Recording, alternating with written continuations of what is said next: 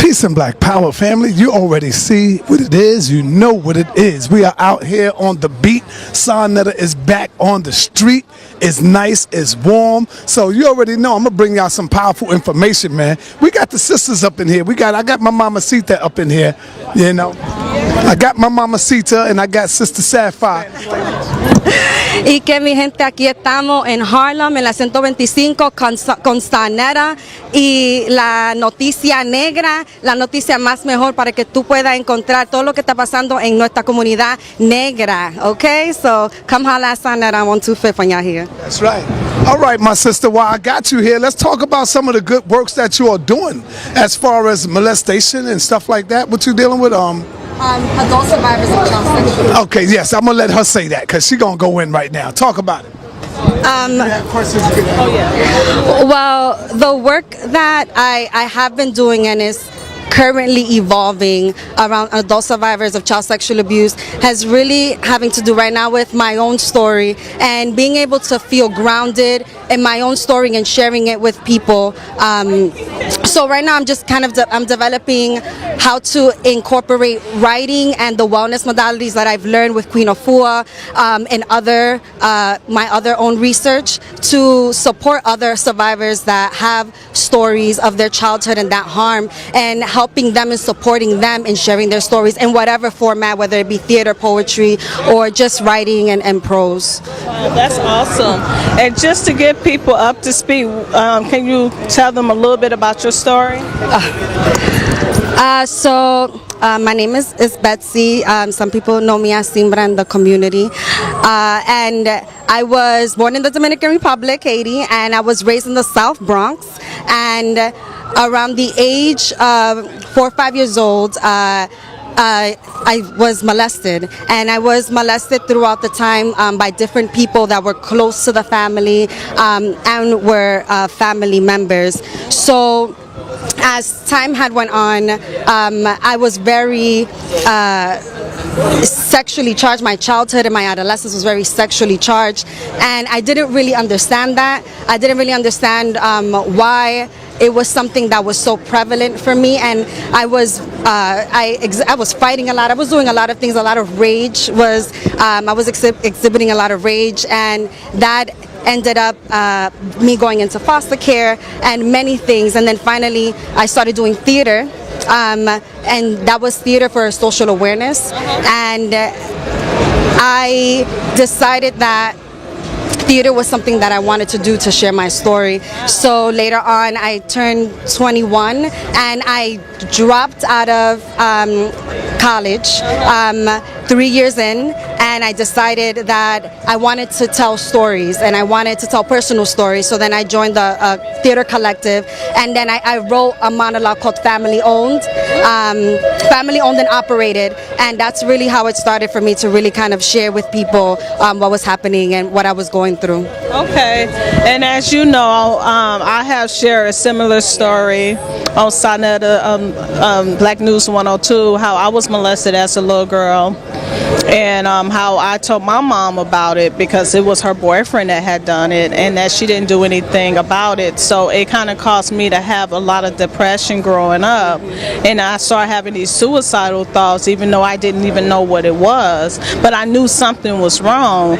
And just as you had expressed that you had this sexual charge, I did too as a teenager, but then I kind of understood that sex could be a good thing too and not a bad thing. So I didn't want to get caught up in being labeled as a toss-up or a starberry, that's what they call them in California, and things of that nature. So I kind of not fall into that category, but I kind of did some soul searching within myself to understand why was I having certain thoughts that I did, and why other people who was not molested didn't look at sex the same as I did. Because sometimes when you molested, it could turn you off from sex, it could turn you on to being gay sometimes, because it can cause you not to like the person, you know, and having trust issues and insecurities and things of that nature.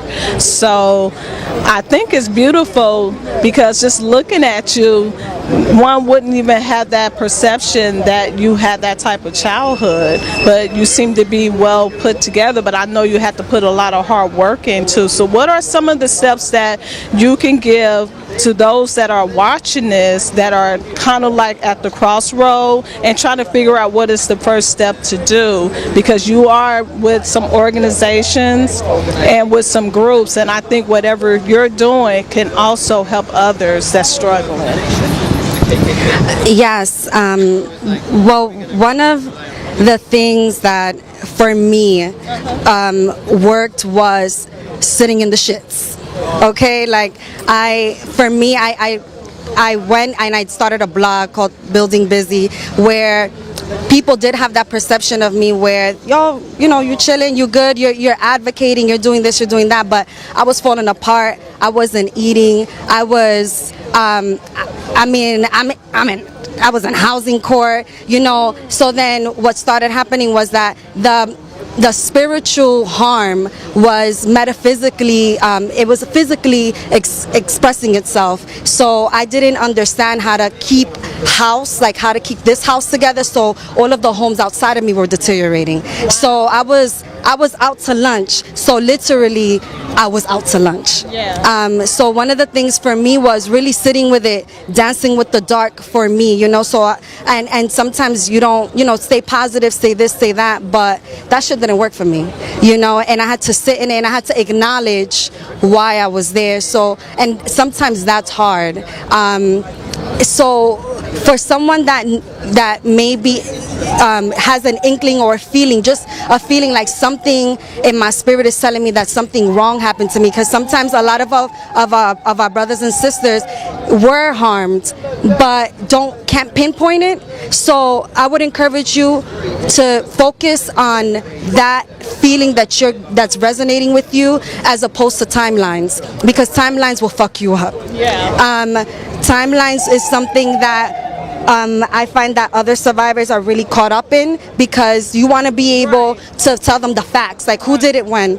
Right. So if that's how, acknowledge that feeling, and if there's somebody in your circle, in your group, that that maybe experience something similar or not, that you're just comfortable with, test the waters. I usually ask people, well, how do you feel about child sexual abuse first, before I even put myself out there sometimes, because some people's heads are not, they're not in the same place, even though they be your homegirl for 15 years, and they may feel like, nah, a 10-year-old, nah, she's, everybody has a different way of thinking, even if they're your friends for 10 plus years or whatever.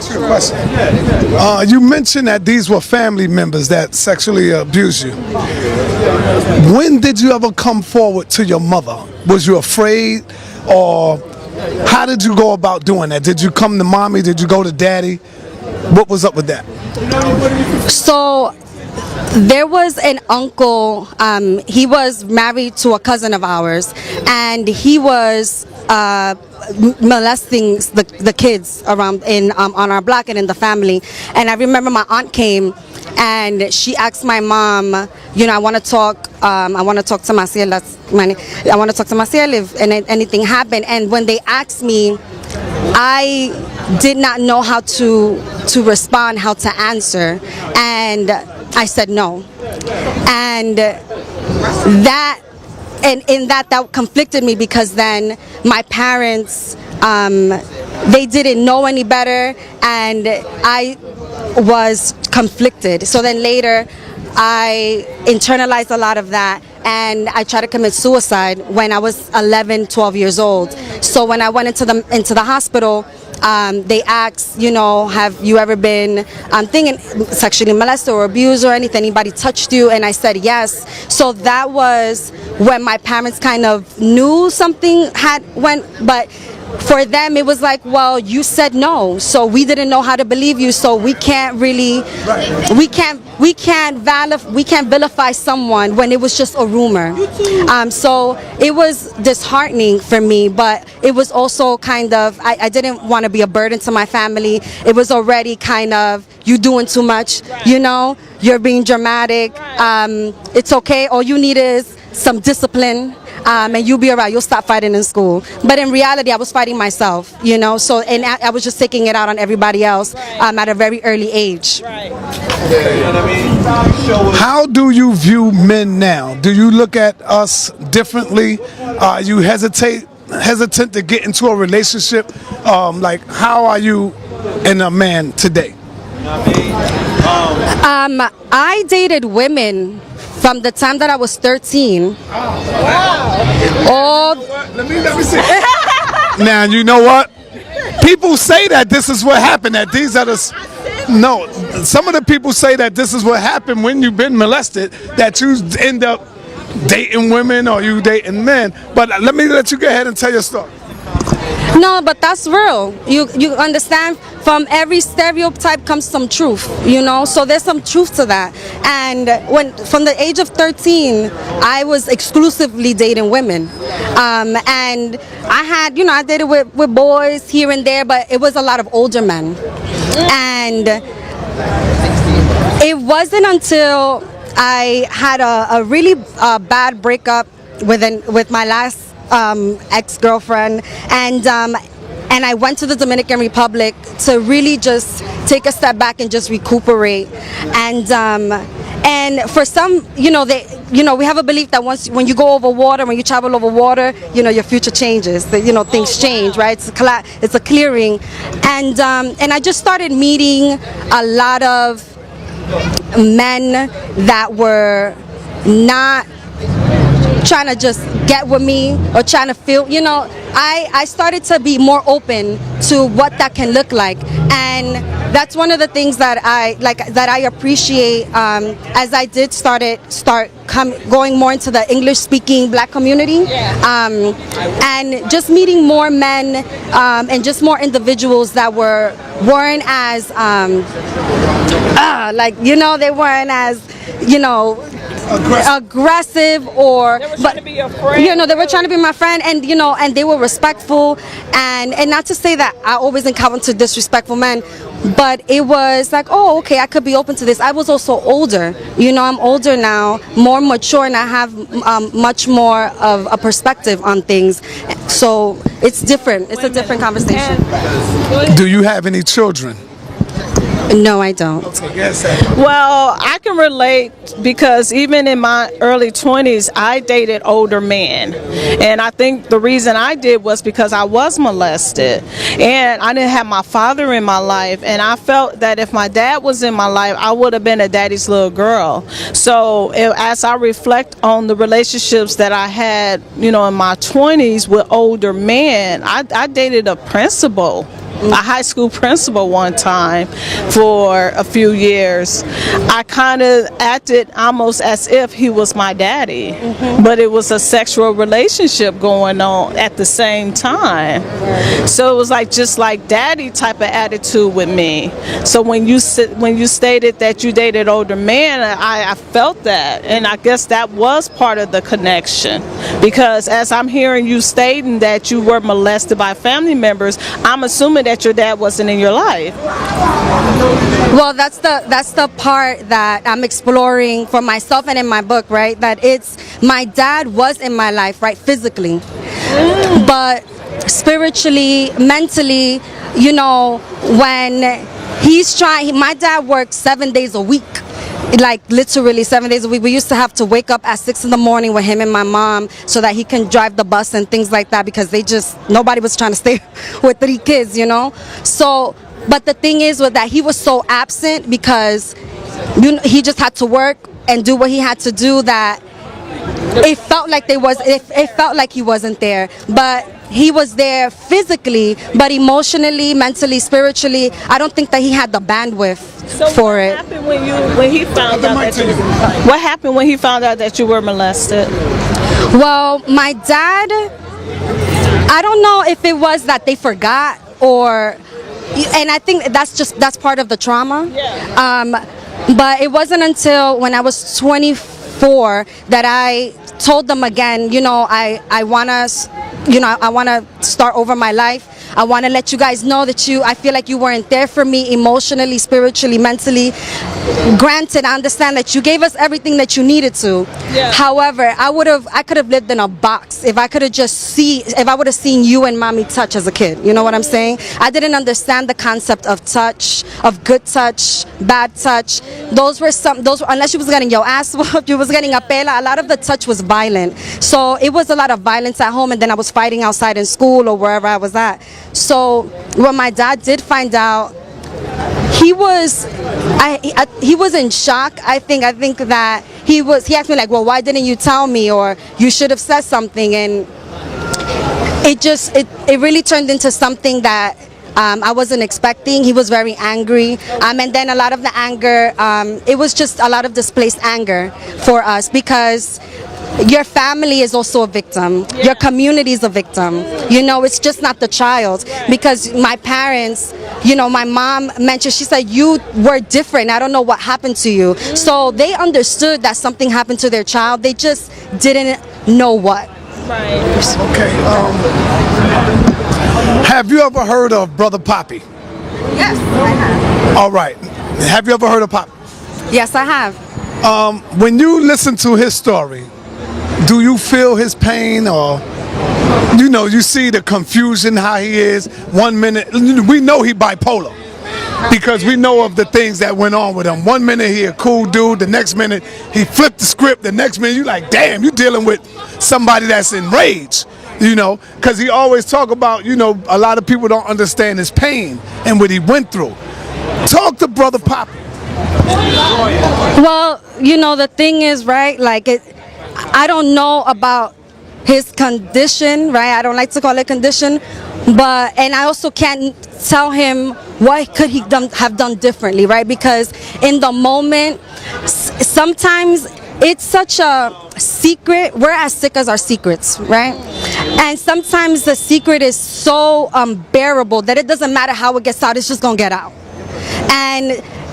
And this is where sometimes as adult survivors, there is this conflict, this internal conflict, because you start thinking about how it's going to fall on other people. And then you're not thinking about, and then you have to kind of separate yourself like, okay, this shit is killing me. But if I put it out there just to unload myself just a bit, it's not going to come out right. How do I say this right? And one of the things that I would say to Brother Poppy is that right now we are mothering and fathering a lot of our child selves, and I don't know what examples the brother has of mothering and fathering for children, but I hope that he's able to find healthy examples for himself, as I'm trying to do for myself. Because then when somebody hurts your kid, right, it's not about, oh, let me find a way to tell them positively. No, you're going to say what you got to say however it falls. And that's the same thing right now with a lot of our child selves that have been hurt and molested, and there's no validation or any justice for that. That when you come up and you tell maybe the person who harmed you or your family members or whoever, it's going to come to a point where you're going to have to be the mother for yourself or the father for yourself and know that, listen, there was a harm done to my child self. I am the mother, the parent, the grandmother, whoever right now, the guardian, and this is what I got to say. And sometimes it's not going to fall the way that you want it to. They're not going to acknowledge it. But as long as we find ways to continue validating experience, because also it's different. We're talking about Africa Bambaataa here. We're talking about an icon, a global icon. So it's a different kind of, even a validate. Yes, you have your family members, but then you have a family member who's also a family member to people around the globe. You know what I'm saying? That's everybody's uncle or some shit. So it's a different kind of pressure that I'm sure he has. But continue, just find validation and some healthy, whatever he feels is healthy ways to express himself. And yes, he is enraged, and you have every right to be enraged. You know what I'm saying? Like, it's just a matter of how you put that out there. A lot of us don't know how to put our rage.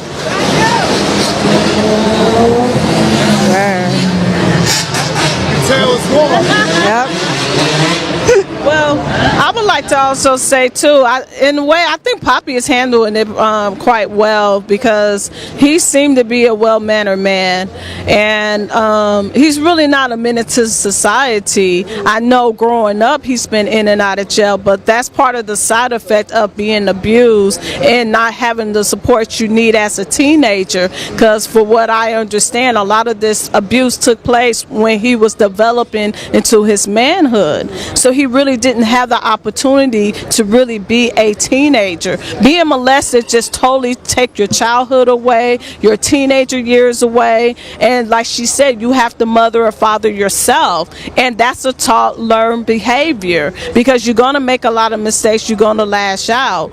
I do see sometimes, you know, Poppy had triggers, but I have triggers too, you know, so sometimes when people say things to me that trigger me the wrong way, I will black the F out. So now, Sister Sapphire, and then you next. Where are you now in your stage of development dealing with the issue of molestation? Where are you now? Well, mentally, I'm more humble. I'm more at ease. I had to look myself in the mirror and tell myself that I love you, girl. You so wonderful. You so great. You know, and you didn't bring this on yourself, because as a little girl and as you're growing up, and when you find yourself in bad situations with friendship, girlfriend friendships, boyfriend, girlfriend friendship, peer to peer, you know, sisters to brothers, siblings, school teachers, co-workers, supervisors. Sometimes you're wondering, like, damn, where's all this anger coming from? And sometimes you got to look yourself in the mirror, because you're the common denominator, and you have to tell yourself, look, what happened to you wasn't your fault. It's okay. You just happen to be a victim, but don't allow that victim little girl grow up to be a victim grown woman. And that's what I had to get.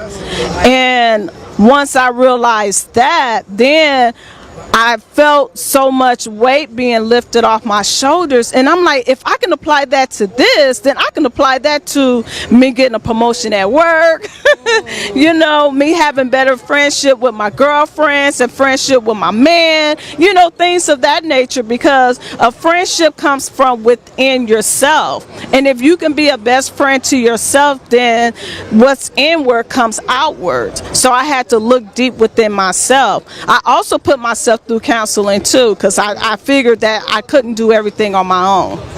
Now, in your situation, yours is different.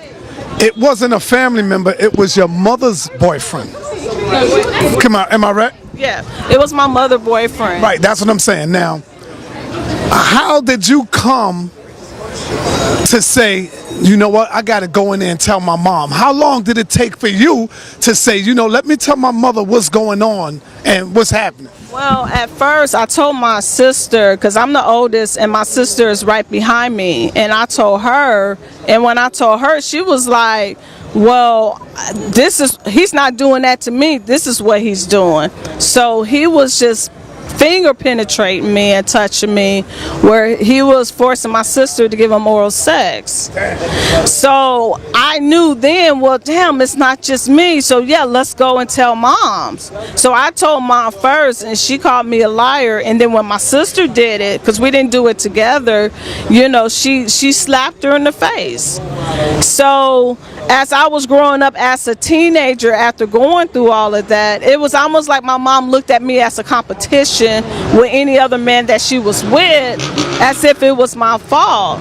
And then I realized in my early 20s, like, wow, it's really not me, it was her. It's something wrong with her. And once I got that piece, I was able to forgive my mom. It's weird, but I literally told my mom, I forgive you for not being there, because mentally you couldn't even handle me telling you that I was molested, because maybe you was molested and you never gotten over it, but when I told you I was molested, you looked at me as a competition instead of that you need to protect me as your daughter.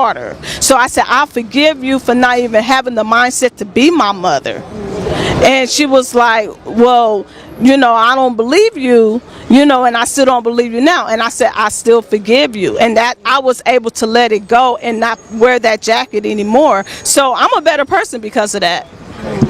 Now, for you, my sister, where are you mentally, and how are you coping with it today? Is it easier for you now that you are mature and a grown woman, and have some of the Queen of Four classes kept you grounded, a little something, you know?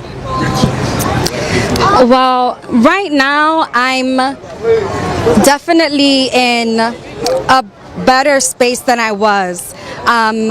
Because of my writing, and because I've been able to allow my inner child to come through and to speak through my writing, and just grounding me. It's still, I'm still in that. I still feel victimized, and I'm aware of that.